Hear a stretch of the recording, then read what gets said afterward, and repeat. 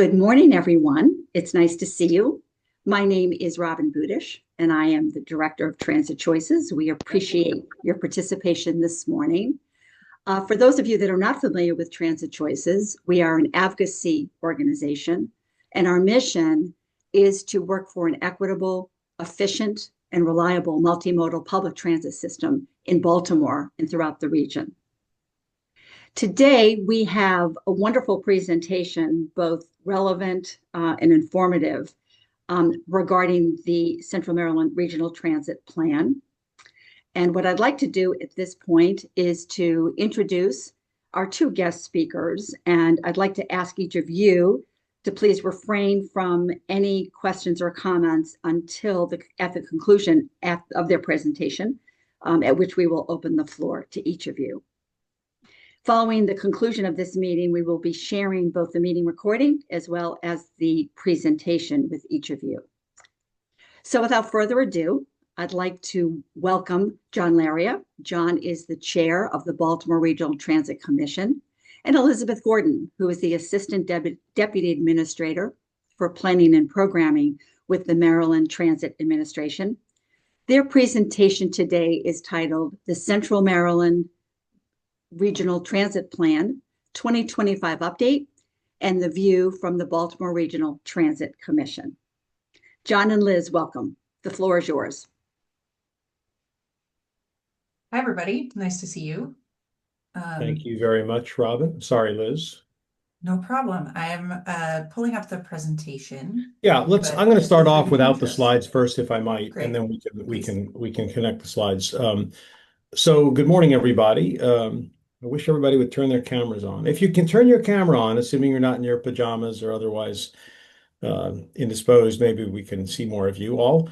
Yes. So thanks very much for having me. I feel like a frequent flyer at Transit Choices, but I'm really grateful for the opportunity. Transit Choices is really important to the advocacy efforts around transit in Central Maryland and throughout the state, and also to our communications and outreach needs in the sense that these calls and other things that you do, the quality of the communication that Robin and Jimmy have established is really helpful and important as a conduit for information. And the calls are always informative and well attended. I hope today's will be informative as well. It's really important to have well-informed advocates, and last session's success regarding state of good repair and light rail was really a testament to the power of a well-organized advocacy community, and Transit Choices was there every step of the way, Robin, Jimmy, and others. So thank you. A quick reminder, although I think you may know this, the BRTC that I chair is in its second year. We'll have another annual report coming out mandated in December. So look out for that. We have broad advocacy and accountability responsibilities regarding MTA. We're also very clearly established by laws a mechanism for local input. As everybody knows, MDOT and MTA are an unusual structure nationally in that you have this unified Department of Transportation with modes within it. There isn't, directly speaking, hasn't been any board or commission or anything overseeing it or providing input. So the BRTC, I think, was intended to try and address some of those concerns. I wouldn't say that we don't have any influence on budget or spending or other things, but we don't have in the law the ability to approve budgets or reject, et cetera. So we're advocating outside MTA for MTA, and frankly, to some extent, we're advocating inside MTA for things that we think are important for riders and for the larger community. We, I think and hope, have provided more visibility into MTA over the 2 years or 2-ish years that we've been working, and also I think have been pretty effective advocates for MTA and its riders within the larger system and state ecosystem. I would say that BRTC was a necessary but certainly not sufficient factor in achieving last year's budget successes. That credit is shared by many, many people. Among our specific responsibilities is approval of the Regional Transit Plan, which is today's topic.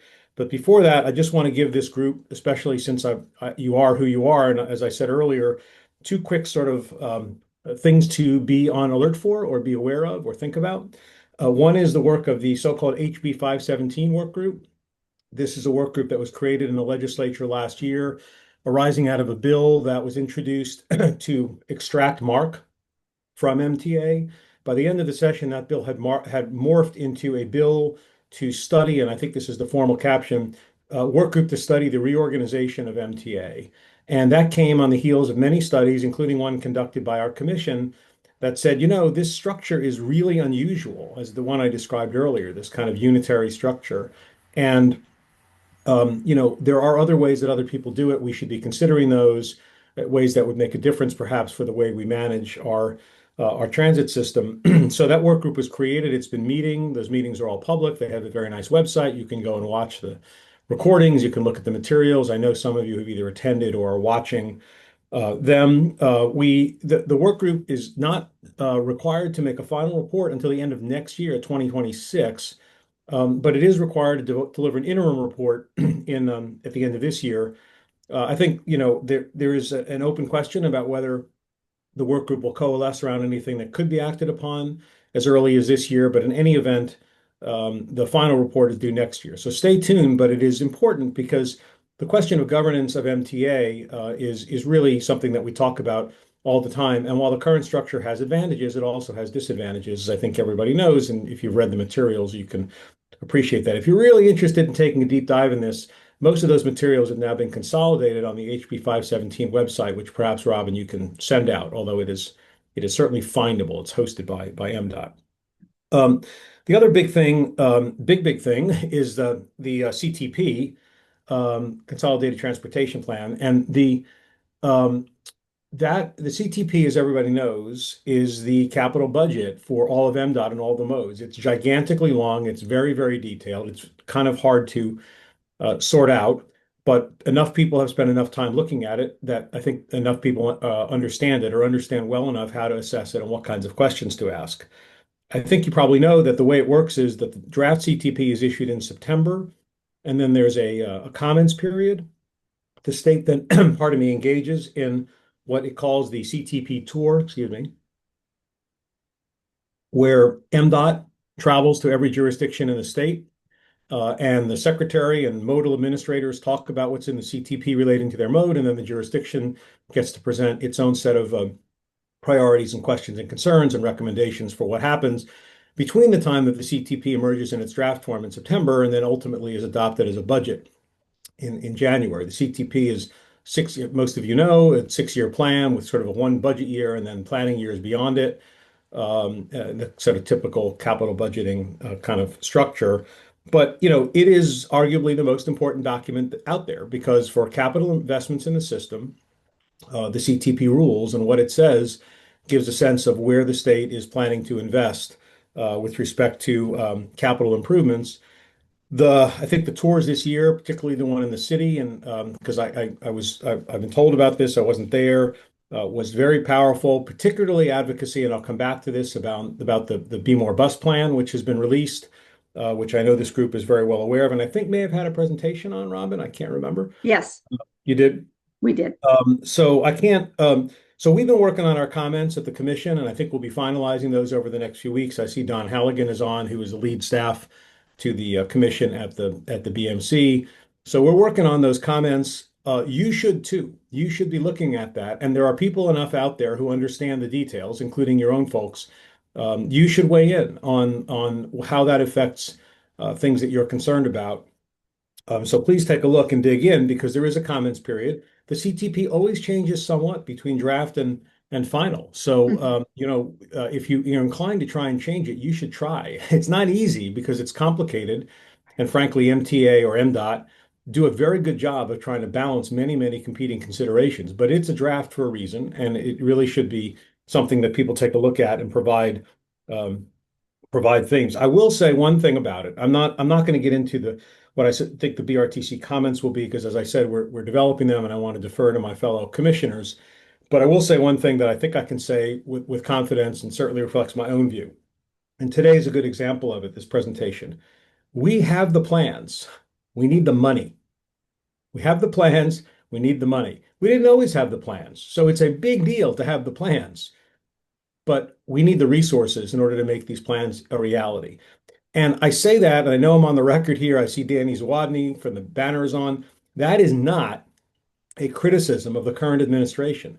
In this current time, the administration has done an incredible, outstanding job of devoting resources to the problem. And last session, in a very, very difficult budget year, thanks to all of you, but certainly the governor, the General Assembly, MDOT, it was an extraordinary outcome to invest as much as we're investing in state of good repair and to fully fund the light rail modernization program. These are incredible commitments that have been made, and they need to be made. But even Paul Wiedefeld, who was the outgoing secretary, said at the time, this is really a down payment, is the phrase he used. It's a down payment of what we really need to do for the system. So it's just critical that we figure out a way together to accumulate additional resources in order to fund what are now really, really good planning documents. We have fresh planning documents in the form of the RTP. We have the Be More Bus Plan. We have the MARC Growth and Transformation Plan. We have a brand new capital needs inventory that was just updated that establishes what MTA needs in terms of capital needs for the existing system. And we are, ready to go. But plans are great, really good plans, and these are even better. But we have to figure out how to get the resources into the system in order to implement the plans. And I know the state wants to do that. I know the governor wants to do that. I know the legislature wants to do that. I know the secretary wants to do that. It's not a question of desire. It's a question of what is feasible in a very difficult environment. That is getting worse for all of the obvious reasons that are external factors. So we just have all sorts of challenges still. State of good repair, we're making progress on, but obviously big questions loom like the red line. What's going to happen with the red line in view of the federal circumstances? And I have to say that I lose sleep thinking about the missed opportunity that we had by giving back $1 billion on the red line in the prior administration. Where would we be today? We'd be somewhere different. So anyway, plans matter, and good plans matter a lot more. And in a way, that's a good intro to today's discussion. I said earlier that I used the phrase necessary but not sufficient. I would say plans are a necessary but not sufficient condition to success, but they are necessary. So I want to talk a little bit briefly about the RTP, and I'm going to talk a little bit about sort of generally about it, especially in view of the BRTC's role, which I'll discuss. This is really a tag team wrestling match here with Liz Gordon, who is the Assistant Deputy Administrator for Planning and Programming. She and I have worked together since her days in Baltimore City Transportation Department. MTA is lucky to have her, the state's lucky to have her, and she's had a really big lead role in preparing the RTP and so many other things. So I'm going to talk for a little bit, then I'm going to hand it over to Liz, and I think you'll get more color commentary from me and Liz's play-by-play. But that should be hopefully fine. So let's go to the slides finally, Liz, if you would. Yeah, Okay. happy to do so. I'm sorry? Yep, happy to share the slides. Yep. Looks like we're good. Yeah, so let me just start off for a bit here. This plan has not officially been released. It is still subject to final approvals internally, but it was approved. We can go to the next page. It was approved by the BRTC. The BRTC, this original plan was mandated by legislation in the late 2010s. I forget the exact year, 2018 or thereabouts. And it took about 2 years to produce. And in 2020, it was produced with a mandate in the law to be updated every 5 years thereafter. There's a 2022 plan. This is the 2025 update. And there was a standalone commission that approved the original plan. And when our commission was created, essentially we slid into that role. And it's now our job to approve the update and future updates. So the full plan document is soon to be published. There's no secret here. It's been presented at BRTC, depending on how closely you've been paying attention. But the plan will be out, I think, fairly imminently. And I'll bet you if you ask Liz, she'll be happy to let Robin or someone know when it's published so that you can go look for it and don't have to go hunting for it when it's out. This is an update, and what that means is it doesn't exactly read like a full plan. It's not like a staple on the back thing. I don't want to minimize it. It's a lot of new work, but to some extent, you have to appreciate what the 2020 plan did, and there are some references and incorporations into the plan based upon 2020. There also are, for those of you who really want to take a deep dive, and you'll see them referenced in the plan when you see it. tech memos that back up, that provide the data and the analysis that help make the policy recommendations work. They're actually surprisingly accessible for non-professionals. I do encourage you to take a look, and particularly this group, which is, of course, very interested in that. Um, Today's goal is basically to give you a sense of the RTP itself. I'm going to turn that to Liz in a minute, but also to just talk a little bit about the update and development process and I'll give you a brief overview before handing it off. So Liz, let's go to the next slide, please. Go again.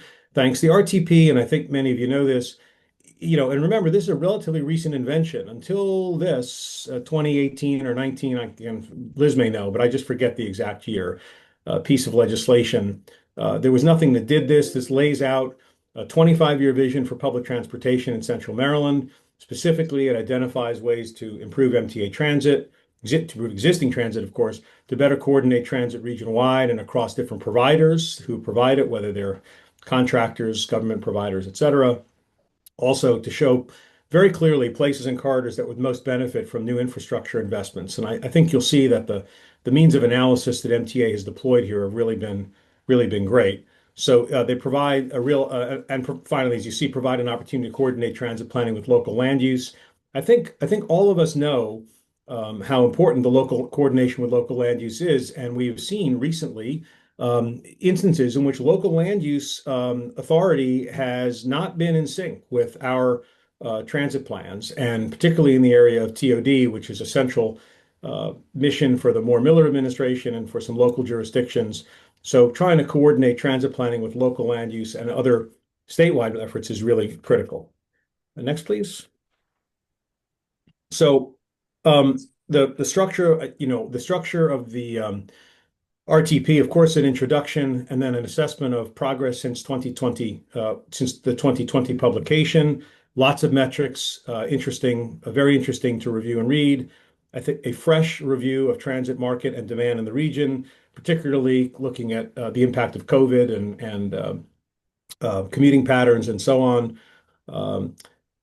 Number 4, updated corridor recommendations. I'll say 4, 5, and 6, corridor recommendations, strategy recommendations, and transit network improvement areas, because these 3 are really the 3 buckets into which the report is organized. Updated corridors, you'll hear all this from Liz, updated strategies, and then updates to transit network improvement areas, which really relate to the relationship of the state to local government. And you'll hear more from Liz about each of those 3. But if I were organizing this for you, I would say there are corridor recommendations, strategy recommendations, and transit network improvement areas. And then finally, happily, a 5-year implementation plan so that there's some accountability. So the slide indicates a bit the inclusion of BRTC as a partner. We were very involved in this process. We had a work group that worked on this. The full commission heard it a number of times. The test, I think, of whether a process like that is meaningful is, did anybody make any changes because of us? It's a good way to ask it. And I think there were changes that were made. We urged some re-benchmarking. We urged different ways to share and look at corridor mapping, certain critical strategies on various topics. And MTA responded by revising the metrics, by improving the presentation, and also clarifying specifically how the 2020 recommendations carry forward. It's a very, very good team at MTA, Liz and her colleagues, and I think the report is really helpful. I would just conclude before I turn it over by saying our general thinking about this is that the 2020 plan, which was the first plan, was very sprawling, designed to build consensus. Nothing like that had ever been done before. And I think that this update, although still sprawling in a way because it covers a lot of territory, really starts to turn us more towards execution. It's more outcome oriented. It looks at tangible gains, but it provides a 5-year implementation plan. But there is a realism in it that I think did not necessarily exist in the first plan. I think we're trying to be aspirational for sure, but aspirational, recognizing sort of what might be feasible and not. It also very explicitly incorporates these excellent other plans, and I'll refer again to Be More Bus and Mark Growth and Transformation Plan and other initiatives So it starts to be, we have this set of integrated planning tools and plans that really help define where we want to take the system. So hopefully this is a pivot of sorts from pie in the sky planning to something that is more deliverable. But having said that, in case you've forgotten, we still need the resources to do it. And that really remains the critical challenge facing the state. But with that, I'm going to turn it over to Liz, who will walk you through a little bit more detail, and I reserve the right for color commentary. Thank you very much. Okay, thanks, John. Is my audio quality okay? Yes. Decent. Okay. I appreciate that introduction. Thank you for name checking so many of my team's individual documents. I'm delighted to have a lot of people to call to pass on the compliments. That's a good way to spend the morning. All right. So in terms of the update process and the plan contents, John correctly highlighted that a lot of the focus in the plan and then in today's presentation is going to be on those kind of buckets of how we've relooked at the corridors, how we've looked at the strategies, and some of the implementation. So the first thing, and I think the area of the most interest, is the updated analysis that we did of the RTP corridors. So the 2020 plan, to John's point of it being pretty sprawling, it was very clear in the legislation that what that plan had to do was, it was not an MTA capital plan, right? It was not meant for us to just lay out our highest priority capital investments. It was meant to be a vision for transit in the region. And so the participatory process and the desire to speak to the region as a whole did lead to what we sometimes internally call the spaghetti network. There's a lot of corridors, they go a lot of places. Each of them is important, and at the time, they were sorted kind of into short, medium, and long-term opportunities. And in this update, we tried to get a little more specific, not just about when might investment be appropriate, but instead what kind of investment would make the most difference, who is the responsible party, what are the actions that would need to be taken, et cetera. So we divided those corridors, instead of into short, medium, long, into 4 tiers, which we are cognizant have names that are a little wonky, but I'm going to walk you through it. And so hopefully it makes sense. The way our team was thinking about the analysis was in kind of a stepwise flow chart to sort these corridors into categories.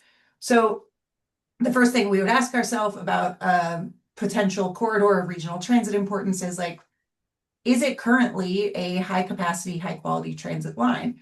If it is, then the goal there is to maintain the transit performance. So the corridors that fell into this category were our light rail line and our metro line. And this seems like a bit of a sort of put them off to the side category, but actually maintaining the transit performance of these rail modes requires a lot of investment and is a lot of the focus of the current CTP. That's that light rail modernization investment. That's the new metro cars coming into service sort of as we speak. So that's like a real category, an important category of our work. And then the next question to ask ourselves is, do the corridor's current characteristics show strong potential for maximizing additional transit investments? So what does that mean? That means, are a lot of people using that service now? That's an indicator that if we made investments to speed up that service, to make it more reliable, to make it higher capacity, that the demand is already there and a lot of people would benefit from that investment. But there are also factors that could influence latent demand, right? So if maybe there aren't a ton of people riding right now, maybe because the transit service isn't frequent enough or isn't what it needs to be to induce people to ride, we can then look at the latent demand in those areas. So, what's the density like? What's the support like in the community? Both quantitative and qualitative factors for what would make a corridor a place that would really benefit from and really provide benefit to a lot of people if we invested significantly in the transit service and the infrastructure. So this set of corridors in this green box is the one that we're really thinking of it as like our potential major future project corridors. And so if the answer to that is no, if a corridor doesn't fall into that category, well, then, does the local land use planning or the stakeholder input, does it suggest that this is a place that is ready for policy and planning changes that will support more transit, make it more transit ready, more transit supportive, more transit compatible, right? And if so, then we've highlighted the area. This doesn't apply quite so neatly to a full corridor because these corridors are long and they can have places where there's a lot of interest in increasing density and increasing physical connectivity to transit. And then there's places along the corridor that maybe aren't as interested in that.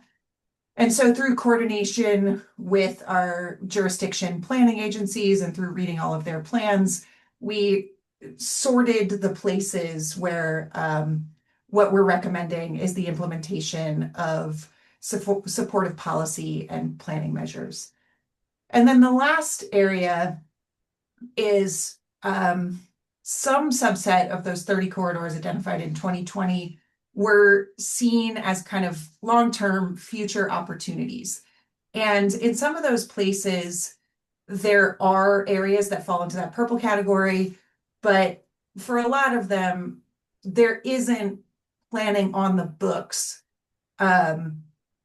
predicting that these are places that are going to become significantly more transit supportive, right? So in those places, we have a modest set of recommendations that are kind of like wait and watch, develop the coverage opportunities, build relationships, see what happens.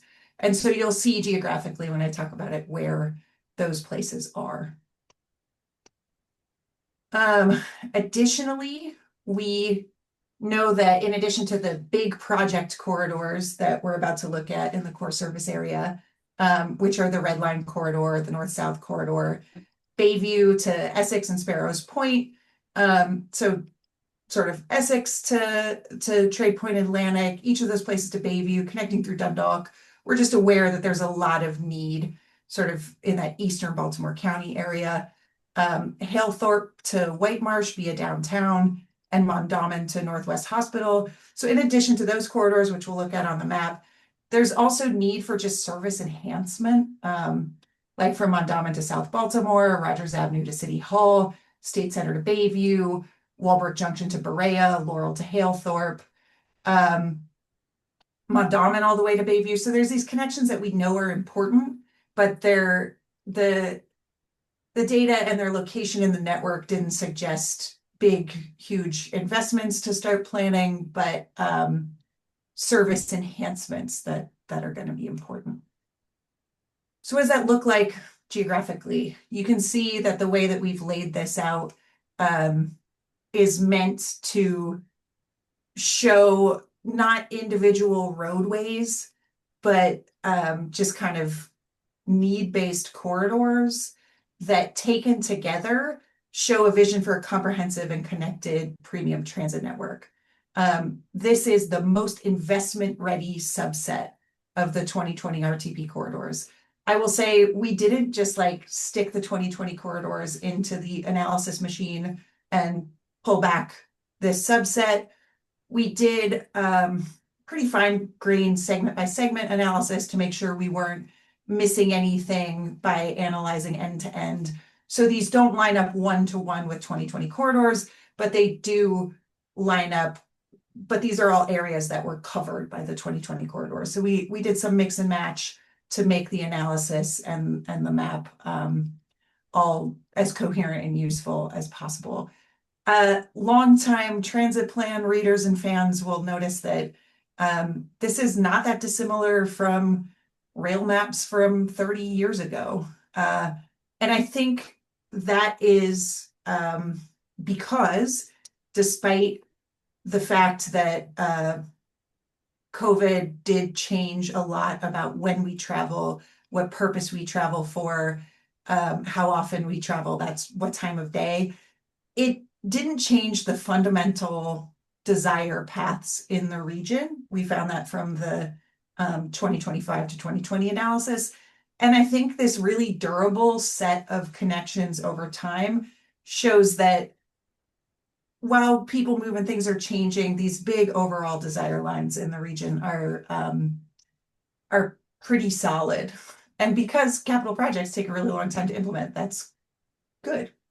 I will say we are not recommending any particular mode for these corridors. These are all projects that would have to be developed to see what kind of transit mode would be most appropriate, but we're identifying where that investment would do the most good, where you'd get the most bang for your buck.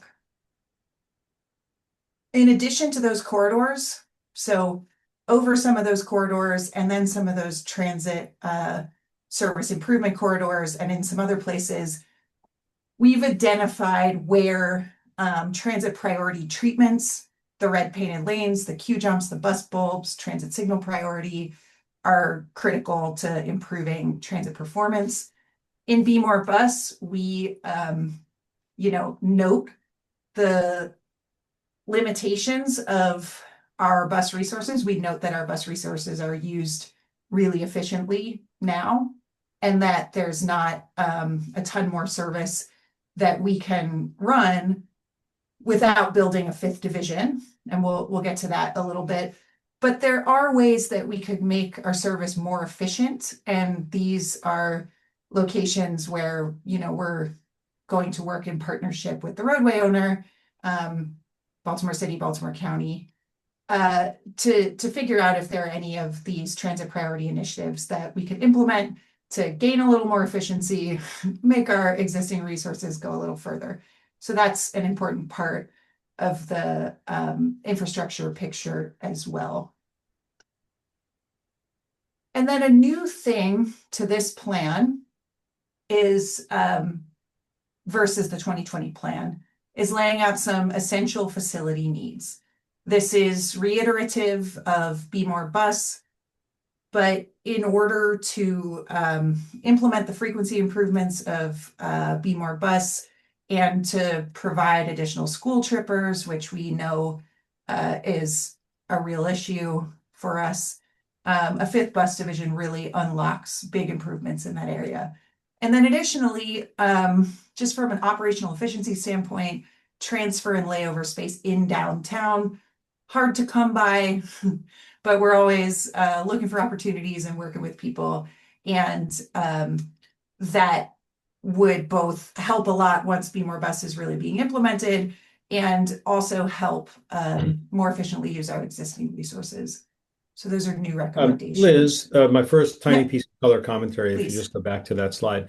I just want to emphasize, first of all, I commend MTA for getting the Be More Bus plan done and published. I think there was a point of view among some, which was, why do you publish a plan if you don't have the resources to do it? And I thought, well, if you don't publish the plan, you're never going to have the resources to do it. I mean, it just depends on how you look at it. So I commend the administrator and the team for putting a plan out there. As I think the buses carry 80% of MTA's ridership. They are really the place where the highest ROI could be achieved. And it's really useful to have a plan like that. If you watched at least the city CTP presentation, you saw an enormous, and I'm sure there was some coordination, but it was visceral also that Be More Bus needs to be a priority. So it's really useful to have not just a general, y'all know we need some more investment in the MTA in our system. I think people are really now able to focus on something, and particularly Be More Bus. The struggle with Be More Bus, of course, is that the fifth bus division is a very expensive capital project. Not only would it take a while, but it costs a lot. So it is, interestingly, a key. I didn't really focus on the graphic till now, a key to a lock, but it is a big lock and needs a big key. So we have to sort that out. But I just would encourage everybody to become intimately familiar with Be More Bus in particular, because I do suspect it's going to become it and potential refinements are going to become an organizing principle for what we need to do as soon as possible with respect to MTA's service to riders, in view of the impact it has on the number of riders that it does. Thanks. Thank you. All right. In terms of the strategies that we reviewed and updated, so the strategies were actions beyond just corridor investment that were recommended in 2020 to advance towards the RTP vision. And several of the strategies have been updated. We looked back at them, and most of them were really solid. Many of them have been incorporated into our practice. There were a lot, so we're not going to go through all of them. But some of them just didn't make sense anymore because of COVID largely, and also because of some technology changes, and then just some sort of fiddly naming changes and conventions. And then we did add some strategies. The transit signal priority system, which we collaborate really closely with the City of Baltimore Department of Transportation to get transit signal priority into some signal cabinets. We really think at this point the technology has advanced, and a cloud-based system has a lot of advantages. And so that's a strategy that we want to pursue.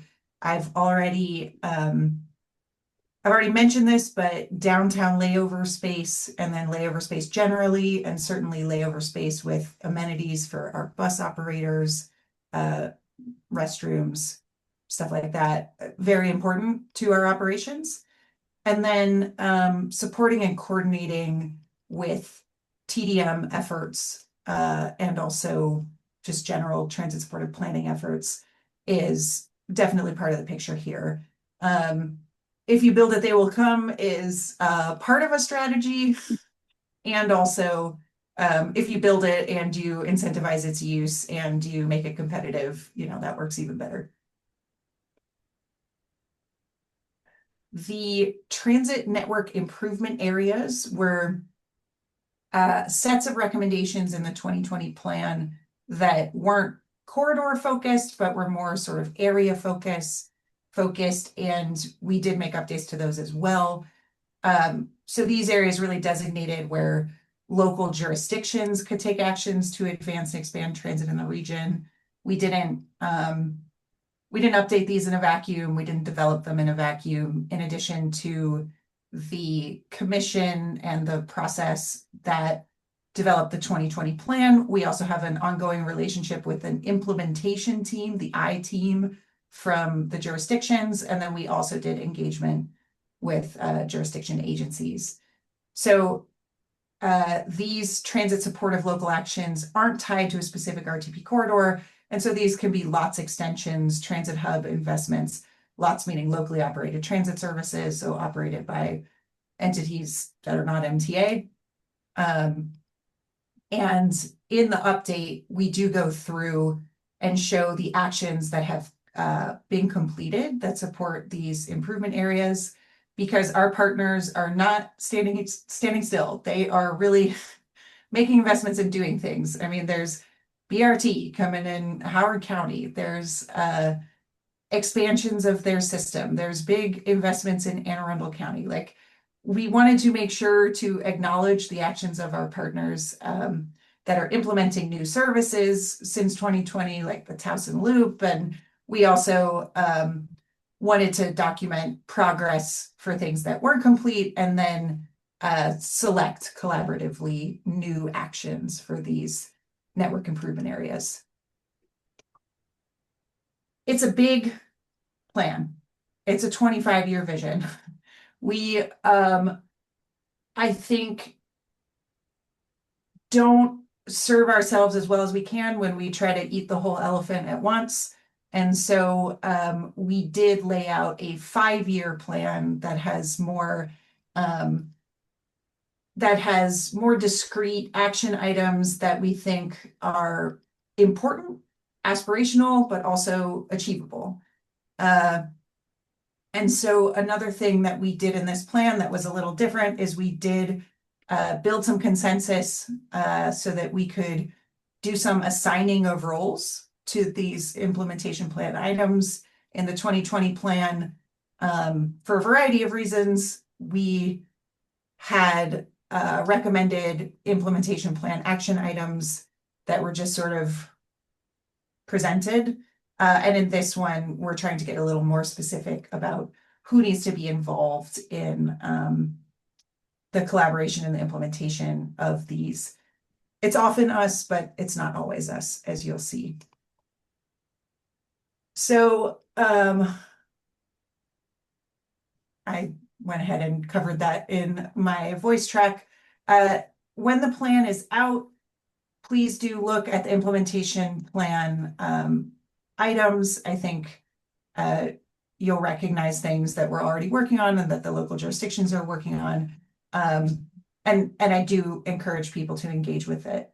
So that's the end of my presentation on this. I'm sure John's happy to answer questions. I'm happy to answer questions. And Robin, it looked like there may have been some in the chat. Sure. I'll review those. Absolutely. I'm going to stop sharing so we can all sort of talk. But if we need the slides back to reference, I'm happy to bring it back up. That's great. If you have a question or a comment or would like to provide feedback, you may do so by either raising your hand or by putting a message in the chat. Jimmy, would you like to kick off the Q&A session? Sure. It's one thing to advocate for improving our transit system. It's quite another to figure out how to do that. And I can't express my appreciation enough for the work that the MTA does in trying to figure out how we can improve our transit system, because it's complicated. And these plans are difficult to both absorb and to make. And so I'm really appreciative of the work that you and your staff do, Liz, in trying to take our general advocacy effort to improve the transit system in the region and make it into actual plans. It's tremendously complex, and you all do a great job. I'm a little bit unsure of how the CTP relates to the RTP, and also how Be More Bus fits into that relationship. Could you explain that a little bit? John, you feel like that one's mostly for me? Yeah, go ahead, Liz. Yeah, too. I'm happy to pitch in. Please go ahead. Yeah. So the 5-year implementation plan items, to the extent that they are assigned to MTA, we feel are achievable within the CTP, right? The CTP is a 1 budget year and then 5 planning years. And so it seemed reasonable to us to propose things that we could take action on and move forward with in that period with the budget information that we have. Other than that, the rest of the plan period is outside of the CTP window. So in that sense, it's not directly related. It's the vision that, hopefully will influence future budgets. That's always the goal of long-term plans, is that they help guide your budget making action and your strategies and other things, right? So that's the relationship there. In terms of the relationship to the Be More Bus plan, I would think of Be More Bus as kind of a midterm implementation plan of the stuff that we're talking about here for one of our modes, right? And then in terms of the relationship between Be More Bus and the CTP, as we have shared before, the CTP does include some money for exploring the purchase of a property, which would be the first step towards 5th Bus Division, which is, of course, critical to Be More Bus implementation. So the Be More Bus plan, I think it was a $1.1 billion plan. Is that right? So can that be broken down and occur in stages, so that we're not really demanding that 1.1 billion be made available next year or the year after? But is there a plan to implement that plan in stages and the money that would go with that? Yeah, so it's a plan that our rough estimate is that once funding were committed to this plan, it would take about 10 years to execute, right?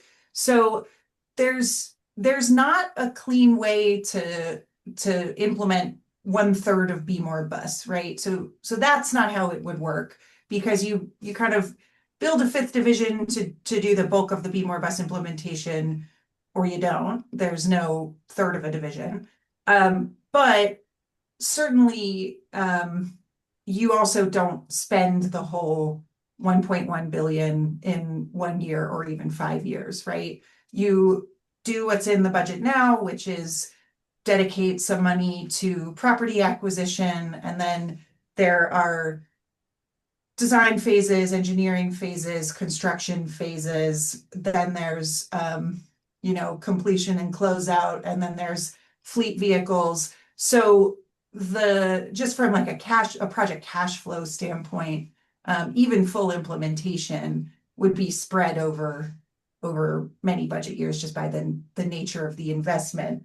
And then of course there are some recommendations of Be More Bus that are contracted services, and those are things that could be done on a more modular basis, because those would be services that we would procure a contract for, as opposed to enhancing our capacity to run core bus. And those are more of the regional services, or even considering a micro transit zone or something like that. So yes, there are approaches to not have to put our hand out for $1 billion next year. Jimmy, I would just add, not that MTA would not do this on its own, but one of the things that we've been doing at the BRTC is to ask these kinds of questions, including like really basic questions like, what's the purpose of this plan again? Because it is easy to lose track when you have a lot of planning documents. And I know, Liz, we've had this conversation. I'm like, tell me again what the purpose of the RTP is. And how is it useful? What does it mean? Which is kind of the question you're asking. And I think that Liz just gave a very good and coherent overview about the way these things fit together. But I think it's critically important that we continue to try and remember how they fit together and sort of what's a part of what. I don't know if you call it a Venn diagram or whatever way you want to look at it, in terms of both on both a sort of substantive axis and a temporal axis, meaning like what's the order in which you do things. The big problem, as I've noted earlier with Be More Bus, is the fifth bus division. And one of the questions I've been asking is, how not do we need a fifth bus division, because we need a fifth bus division, but what can we do without a fifth bus division? How can we expedite the construction of a fifth bus division? There are no easy answers for that yet, because at some point the system just requires all those additional capital, and rolling stock sort of assets. But once again, I think the at least having a plan around which to have this discussion is useful. We just have to keep our foot on the gas to make sure that the plans stay coherent and connected, and that there is a clear sense of prioritization. Because the other way to look at this, if I'm the legislature, let's just say, is if I gave you $1, what would you do with it? Right. If I gave you another million or another billion, what would you do with it? And I think the answer can't be, well, it has to be, here's what we need to do, and here's the order of operations. And we have to make sure that we distinguish, particularly when you have things that can't be easily broken up, sort of what the real priorities are. So we're continuing to have that conversation with MTA, because to some extent I'm anticipating, those questions coming from the people who have their hands on the purse strings, appropriately so. Oh, thank you both. The next two questions come from Klaus in the chat. The first is, are these? Yeah, can I maybe speak to them? Yes, please. Okay. So thanks for these presentations, and I like Jon's statement that plans are necessary but not sufficient condition for success. And plans are often overcome by changes in the reality. And so that's the point that I want to ask about. I mean, the first one was just a technical question, whether the corridor considerations were simply driven by corridors that are currently served by transit, or whether you also identified corridors that have no transit but potentially a need. The second one deals with that the future is so hard to predict, and therefore a 25-year plan has a lot of variables in it. And what I'm missing in this is technology disruptions. So, we are kind of extrapolating the current system. And when you count out how many buses you need, then you have a fifth division. And when you count how many operators you have, you need a layover space and so on. When the reality is that we have AI coming on, that we have automated vehicles coming on, that there are opportunities that come out of this that are not considered, I think. I mean, especially on-demand transit that would allow transit to ride on corridors that are currently not viable for transit. And then there's also the possibility that if you have driverless buses, you don't need the layover spaces, or that when you use AI in operations, that you would need fewer buses because you use them more efficiently. I mean, I'm just wondering to what extent you thought about those things. Yeah, so I'll break that into a few pieces.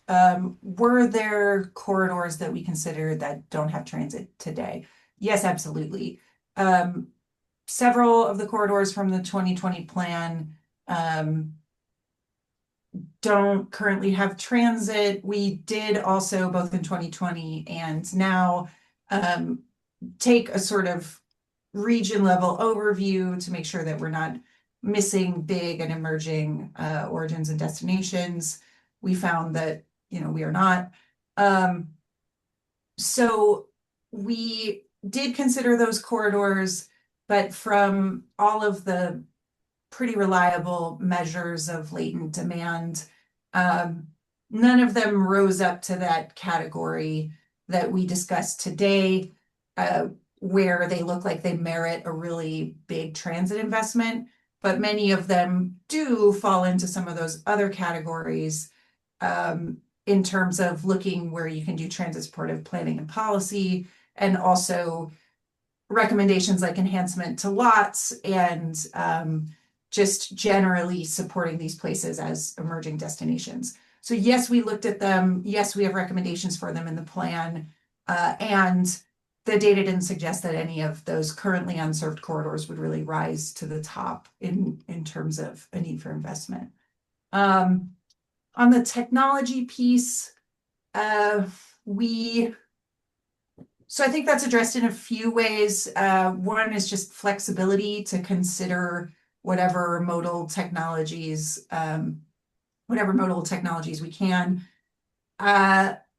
We were mode agnostic on those corridors, where we basically said, these are the places where the investment will do the most good. And then in terms of what specifically should that investment be, what vehicle type should it be, how should we operate it, that sort of thing.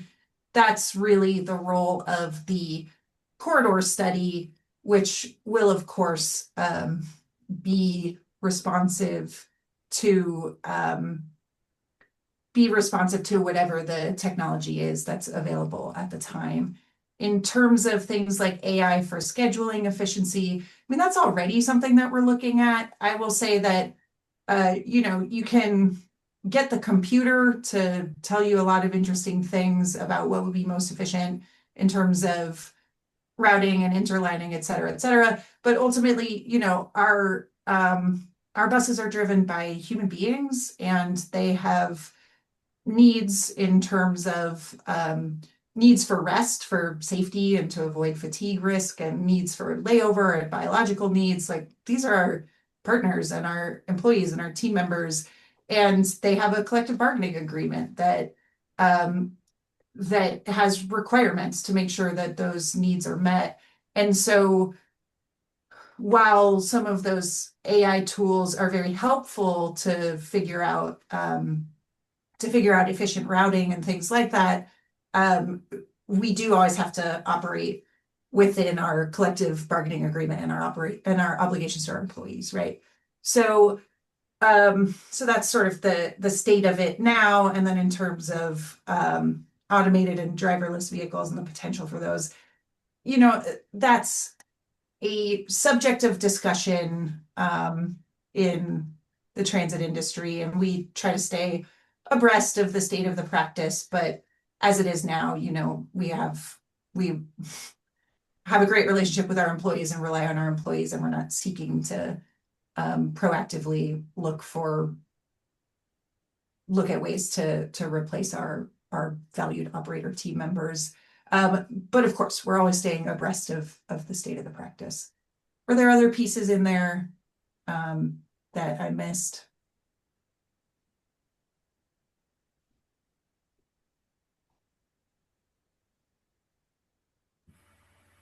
Other questions? I think we can move on. Thank you, Liz. Mm-hmm. We have another question in the chat from Anna. Are there any thoughts of the trade-off with so much investment? I'm sorry, this is from Jake. Are there any thoughts of the trade-offs with so much investment going towards the red line and the inherent trade-offs with putting resources to SOGR with existing rail transit, Be More Bus, and MARC expansion laid out in that plan earlier this year?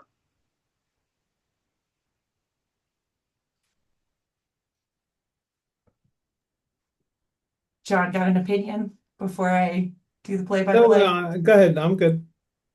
Thanks. Yeah. So trade-offs, right? So trade-offs, I'm looking at this. Inherent trade-offs with putting resources to state of good repair with existing rail transit versus expansion, right? When we invest in assets like our rail transit modes, we then take on an obligation to keep those in a state of good repair. That's not just like a philosophical thing. That's also an FTA. That's a federal funding thing, right? Like we are required to demonstrate to our federal partners that we're making efforts to keep things in a state of good repair. When we are being assessed for capital investment grant funding for expansion projects like the Red Line, one of the things that is in that assessment methodology is, are you maintaining your other stuff in a state of good repair? Can your financial plan demonstrate to us that you will still be able to maintain your stuff in the state of good repair? And I think that's a reflection of that sort of philosophical commitment to state of good repair, but also like a well-maintained system is a safe system, is an efficient system, is a system that people can rely on to be up and running. So those investments are essential. And then it just always will be, incumbent on us as we're putting plans together and weighing the priorities of the region.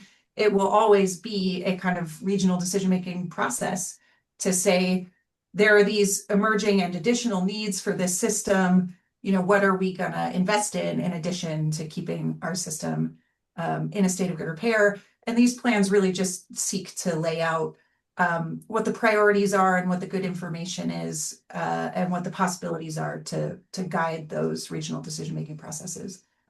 Yeah, I just add, and I know we're pretty much out of time, Robin, and I know you like to end on time. Look, Jake, you sort of know what those trade-offs are, and there was last year was an interesting year. It was like, yay, state of good repair, we definitely need it, but state of good repair, that's not very exciting. Like we want expansion and we want enhancement, but at the end of the day, like you just got to do the state of good repair. I mean, for all sorts of reasons. I mean, it's a question about safety in the current system, et cetera. It relates, as Liz said, to the ability to get additional funding because it is mathematically in scoring systems sort of part of the process for like how are you doing with your stuff. And then just generally speaking, it's sort of like, why should we give you more money if you haven't sort of figured out what to do with the existing stuff? So some of it is objective and even mathematical. Some of it is more visceral, just in terms of what does the system look like?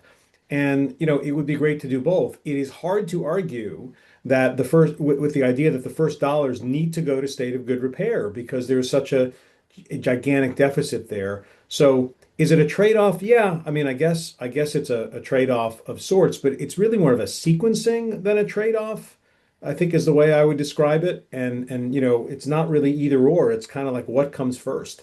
And I think I commend, like I said, I think we should all be very grateful for an enormous investment in state of good repair and beyond, because the light rail modernization is not really state of good repair. It's way beyond that. So I think it's an indication that we've got our priorities straight, but again, we need to figure out how to achieve the goals beyond state of good repair, because state of good repair it's gratifying. It's just not very exciting, is it? Right? We're just trying to get back to a baseline that makes sense for us as a jumping off point to continue to grow the system. I know we are running over slightly, but if you'll indulge me, we have another comment in the chat from Anna.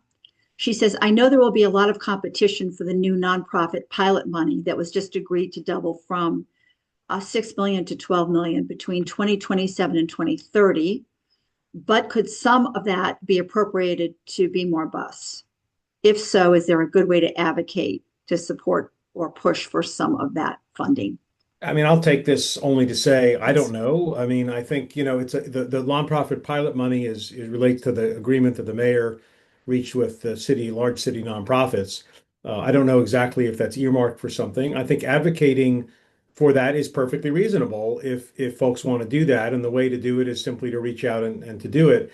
I think the broader question there is, what is the Baltimore City contribution to all of this? And it is not insubstantial, but I think part of the discussion, and frankly, the discussion about the school kids, and I don't want to get off on this topic that has been written about, and I think has attracted a lot of attention. People are very focused on MTA in the schools and what they can do, what they can do, what they can do. But as you dig deeper, there are also things that the city of Baltimore can do. And again, I'm not pointing fingers here. I'm just saying the question is like, what can different people do, different entities and units of government and so on do to contribute to this.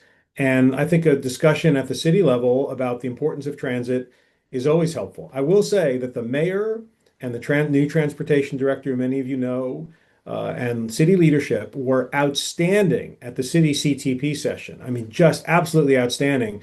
And I think we're going to get a lot of support from them. They are also dealing with, of course, scarce resources and sort of unlimited demands. But anytime you want to advocate for something that is of interest to you, I think reaching out and engaging with the city for ways that it could help is a perfectly reasonable thing to do.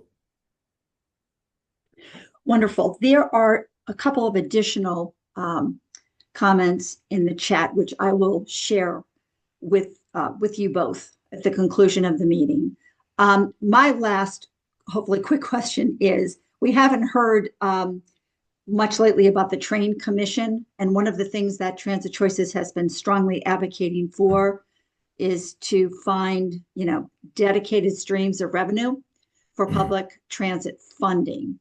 And, is the Train Commission, has that been replaced, by, for example, the work of the BRTC, the work of the 517 work group, or will there be, or are there plans to really dedicate, time to discussing potential revenue streams? I do not know formally whether the Train Commission has sunset. Like if you actually went and looked, I guess I'm a lawyer, I should be able to do this to see what actually happened, where we are under the law. I don't think there's any expectation that the Train Commission will be meeting in its current form.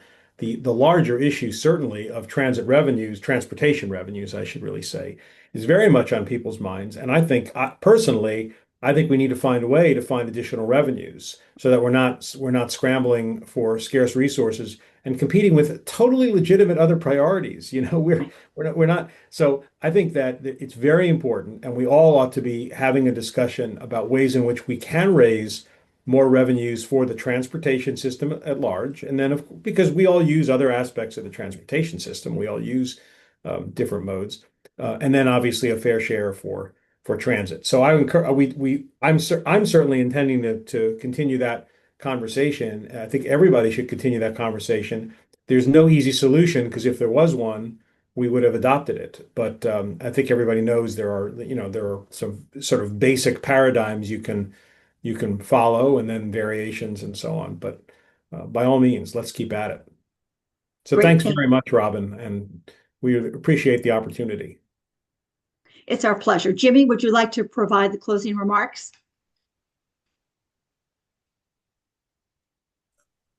Yeah, sure. Thank you, Liz, and thank you, John, for the work you all do. We're just highly appreciative at Transit Choices in the difficulty of the problems that we face and challenges we face, particularly in developing more revenues for transit, which is key in our minds, as well as it obviously is in yours, John. So thank all the participants, because you make these conversations possible by tuning into these meetings, and it enables us to attract good presenters who want to come to Transit Choices to present the ideas and the decision-making process that's going on. And this helps us advocate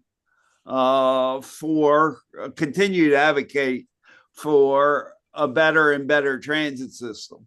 And so your participation is key. And we really appreciate you all taking the time to be at these meetings.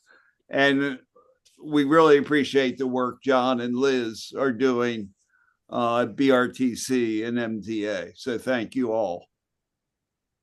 Thank you, Jimmy. We wish each of you a wonderful day, and we look forward to seeing you at the next Transit Choices meeting. Bye-bye. Thanks, everybody.